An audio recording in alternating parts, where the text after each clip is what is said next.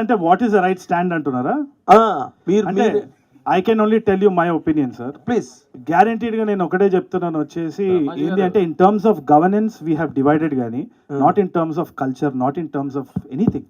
Our emotions are the same. Fantastic. We are the same people.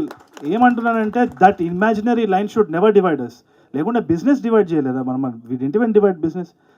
So we have heard so many legendary artists and cultures from all over the country. అది మర్చిపోదాం actually, Telangana Andhra అని కాదు.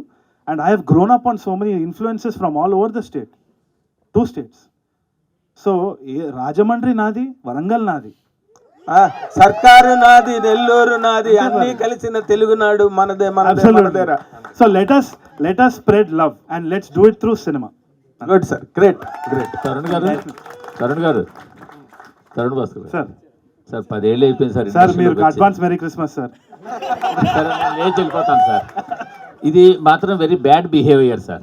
Last time మీరు అలాగే అన్నారు, దాన్నే పట్టుకు అందరూ ట్రాల్ చేస్తున్నారు. అంటే మేము అనలేమా మిమ్మల్ని ఓ ఫ్లాప్ డైరెక్టర్, ఓ ఫ్లాప్ హీరో, ఫ్లాప్ అని చెప్పి మేము మాట్లాడలేమా? దాన్ని పట్టుకు అందరూ ట్రాల్ అది కరెక్ట్ కదా సార్. మీరు రెస్పెక్ట్ ఇచ్చి రెస్పెక్ట్ తీసుకోండి సార్. తప్పది సార్, 100% తప్పు. మీరు యాక్సెప్ట్. చర్చ వద్దు సార్. సార్ ఎందుకు సార్ ఇప్పుడు అన్నసరి? ఇప్పుడు ఆల్రెడీ మీకు తెలుసు, ఒకసారి ఆ మాట మీరు నోరు జారారు, దాన్ని బట్టి ట్రాల్ చేశారు. మళ్ళీ మీరు అదే మాట మాట్లాడుతున్నారు. నేను ఇప్పుడే అంటున్నాను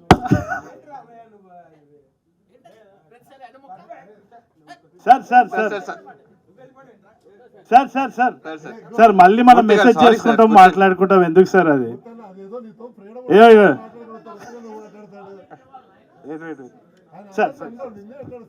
సార్ ఇగోటి నథింగ్ లైక్ దట్ సార్. అదే మామూలుగా చెప్తున్నారు. మీరు అలగకండి సార్.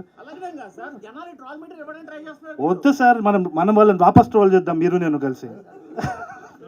సార్ వదిలేండి సార్. రండి చెప్పండి, మీరు అడుగుతున్నారు.